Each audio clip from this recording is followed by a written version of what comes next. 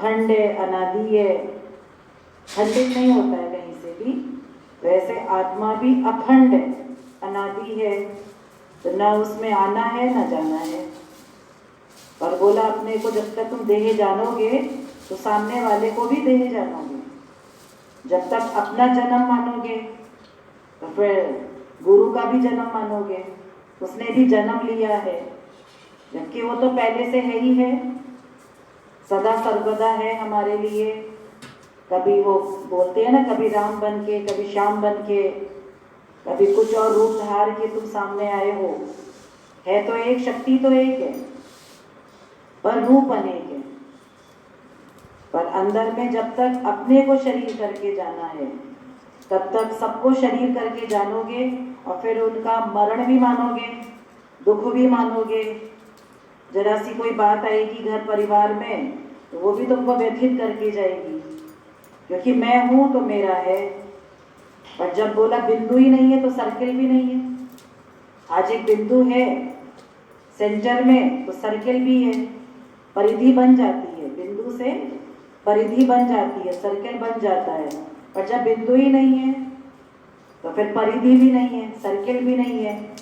मैं हूं तो मेरे वालों का सर्किल है, ये घेरा है एक, मेरे का घेरा। और जब मैं ही नहीं हूं तो फिर मेरा कहां से उत्पन्न हुआ? तो बहुत गहरी बात है ये, जिसमें वाणी चल रही थी अभी। तो जब तक अंदर से जानोगे नहीं, तब तक बोला तुमको अंदर में रियलाइजेशन नहीं होगा। No thy self and you know God. पहले स्वयं को जानो, मैं कौन।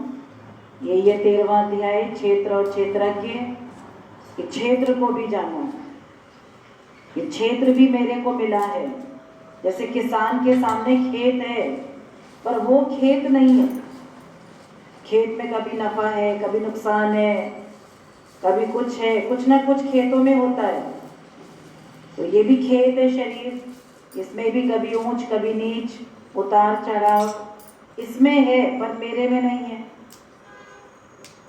तो जैसे किसान खेत से अलग है, तो मैं क्षेत्रज्ञ क्षेत्र से अलग। तो जब तक ऐसा नहीं जानोगे तब तक क्षेत्र के जो भी सुख दुख है, विकार है, जन्म मरण है, वो सब आपको व्यापेगा। पर जब इससे अलग हो गए, जान लिया, तो ये मेरे से परे है। कभी बोला जो नर दुख में दुख नहीं माने, और सुख स्नेह और भय नहीं जाके कंचन माटी माने। ये पूरा ब्रह्म ज्ञानी की अवस्था है कि जो नर दुख में दुख नहीं माने। वे दुख सामने है लेकिन वो नहीं मान रहे, और सुख नहीं, स्नेह नहीं, भय नहीं जाके, उसको भय भी